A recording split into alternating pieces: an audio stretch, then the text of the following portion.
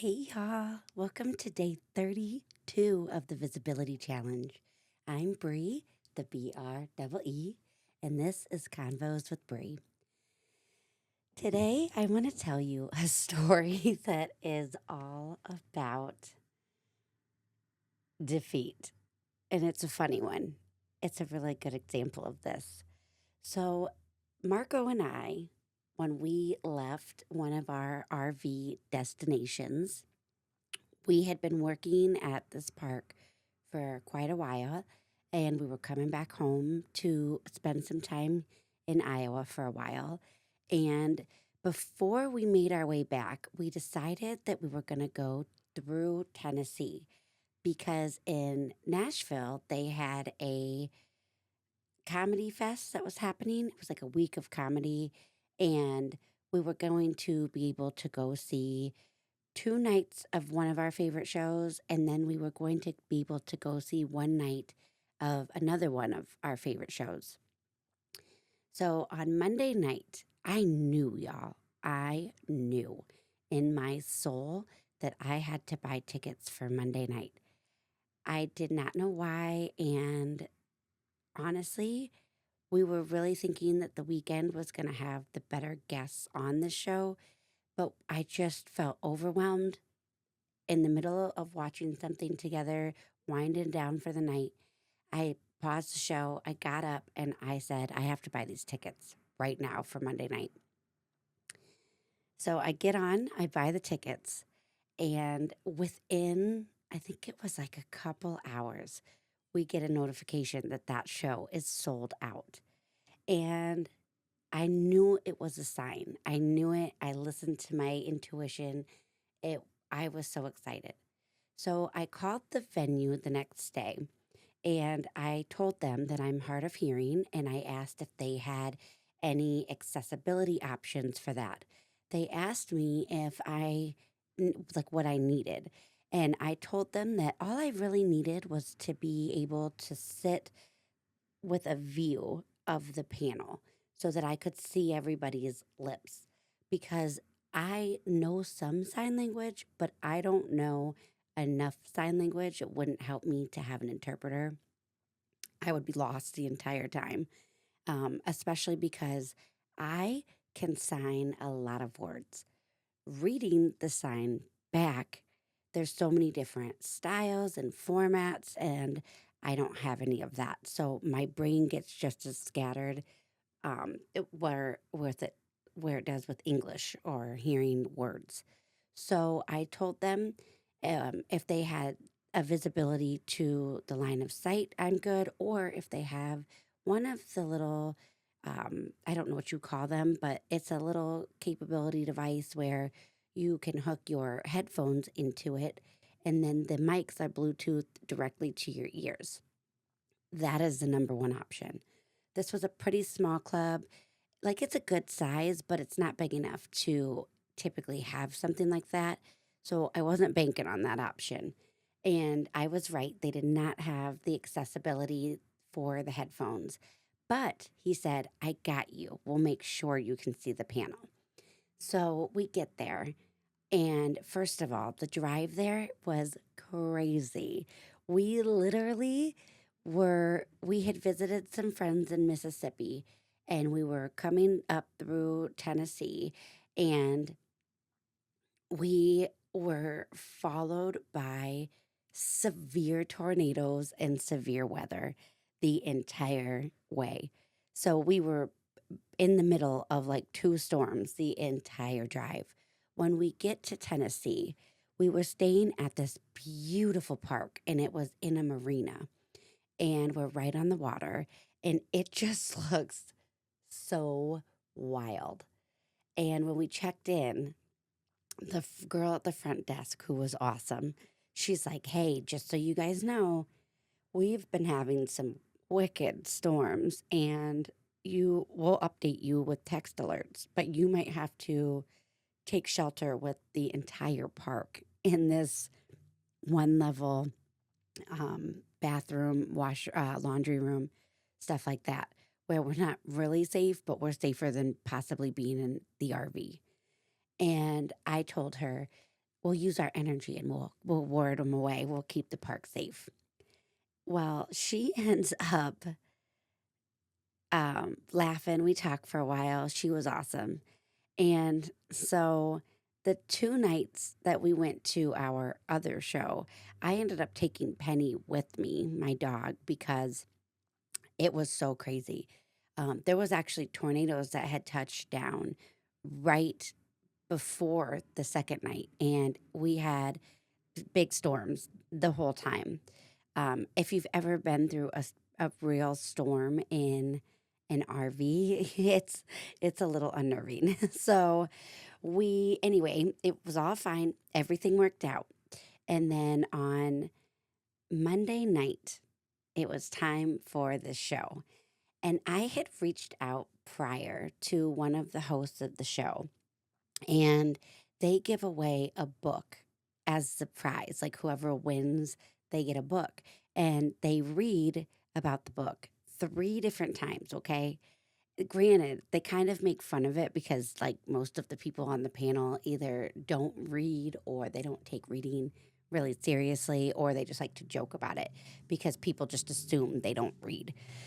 So we knew that it wasn't going to be like a standard book plug, but we thought it would be so cool to see my second book on the show.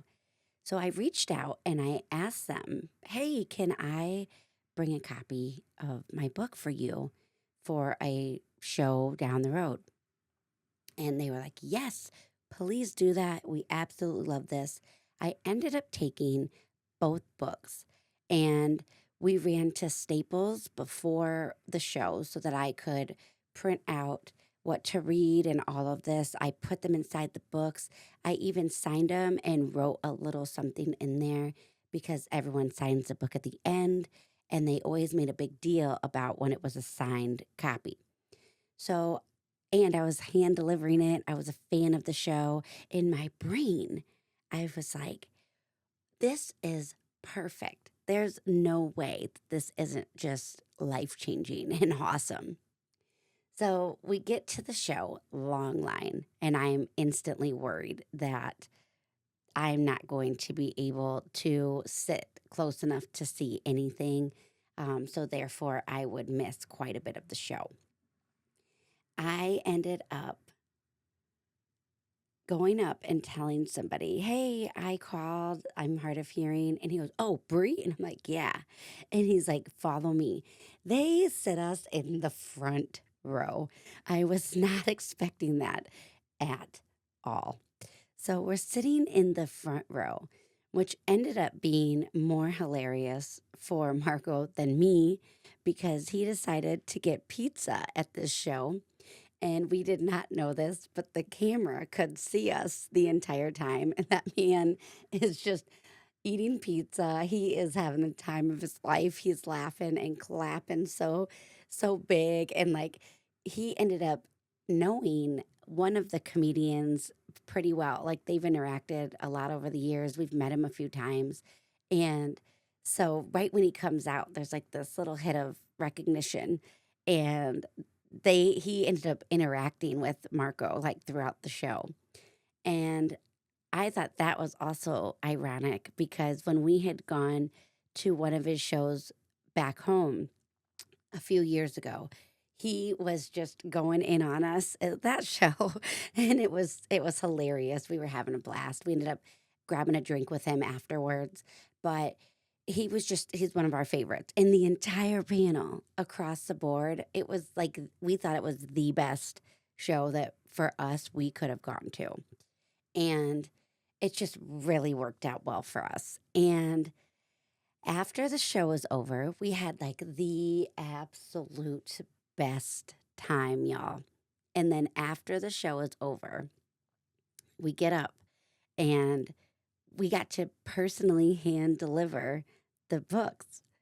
And they were so happy. I told them, I put what you read right in here in his style, everything. I have prepped and planned all of this, right? Because I wanted to ensure that nothing would go wrong.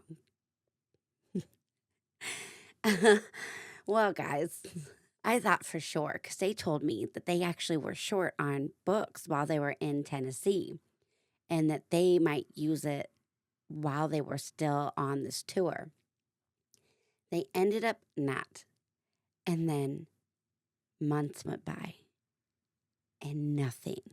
But we could see the books sitting on the bookshelf behind them every episode.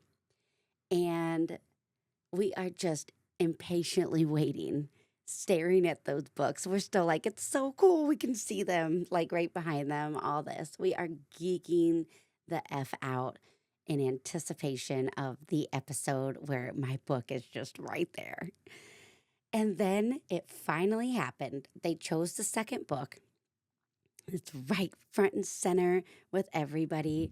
And then he starts reading about the book.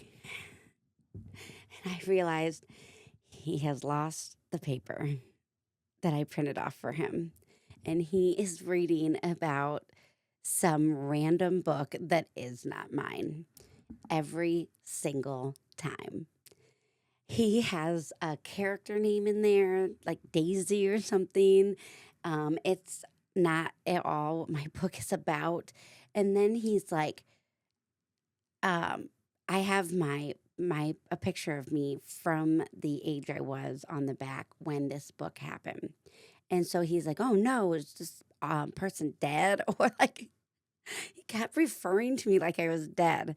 And he was saying all these things about it that were just, I don't even know, out of left field, y'all. I did not see this coming.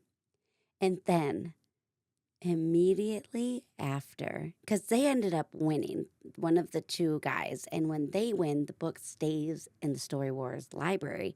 And then it stayed out front and center on the desk with the other books that they had won for the end of time. So I was like, oh my God, my book is going to be on every single show from here on out. That's still cool because I'm always looking for the positive, right? Wrong. The next week, I see a thing and I'm like, oh my God, I think they threw away, the comedy club threw away all of the books. That means even my first book that was still back on the shelf that they would have used at a later date was gone. And their Story Wars win with my second book, gone. And Marco was like, no way, no way. Why would a comedy club throw out all their books when they know how important it is? And we wait, and then like 2 weeks later, an episode drops and there's no books. And they tell us that while they were on a different mini tour, the books all got thrown away. Somebody threw them away, just threw them all out in the trash. I, y'all, so much waiting, so much planning, so much prepping, so much excitement had gone into this for basically one episode that wasn't even about my book. And instantly, I wanted to be defeated. I wanted to take it as a sign that this was going to be what my life was forever, was trying and trying and trying and working so hard just to miss it, just to barely miss it, and to have all of these weird events happen that just made it so my circumstances never changed. And I was so disheartened. And I had to take a beat. I had to take a beat to be disappointed because I really thought I had planned for everything. I really thought I had, like, Jay and Lewis proofed this whole thing, the hosts of the show. I didn't. I didn't. Those guys can just put their spin on anything. And yeah. And I ended up shaking it off right away. And I was like, no, no, no, no, no. I can feel this lesson. I can feel life saying, just watching me, life was just watching me, waiting to see how I would respond. So I took a breath.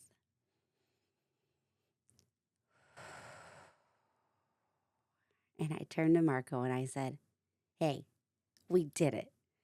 We said we wanted to do it and we did it." And my book was still front and center on the show Story Wars for one episode. It still sat in the back. We found both of them. We were geeking out. It was still fun. The show was still awesome. It was exactly what it was supposed to be. And then I said, and who knows what happened? Those books were signed by all these comedians. Maybe they just sold them off or something. And then maybe they donated the rest of them. Maybe that had to happen however it happened, because maybe they landed in someone else's hands that they needed to land in. I can't know. I cannot know the journey those two books are on. And if they're meant to be, they will be. So I could have taken something and just been devastated. I could have just taken it as a sign to just give up and to not really try. And then when I did reach out to the show to let them know that they weren't reading the right books, they just stopped responding. And I said it funny. I said it nice. I was really cool about it. I figured that after the books went missing, maybe they would even ask if they could get, um, other copies, which I would have gladly sent them. But the interaction just stopped. And I could have taken that as defeat as well. But I knew what was really happening. The show was getting huge. And people were starting to catch on that this show is actually really funny and really good. And there's a lot of really great comedians on there. So I knew that now it was just getting weeded out. Now nothing was really getting responded to. And, or it could have been they did not feel great about what happened. And instead of talking about anything, they just went, "I can't handle this." That's a common thing too. I don't know. I don't know what happened. I could assume all day, but at the end of the day, I don't know. And I didn't want to keep trying. I didn't want to keep reaching out. That didn't feel like the right move. Sending more books didn't feel like the right move. It felt more like a sign to realize and celebrate. I didn't just think about it. I did it. And that changes a lot of things. And I can't know all the magic that happened from doing that. And for me, I can. For me, I can see a lot of ways where it made me more confident. It made me want to try more opportunities. It made me want to be in action more than just thinking. It broke through a big chunk of my fear and what was holding me back.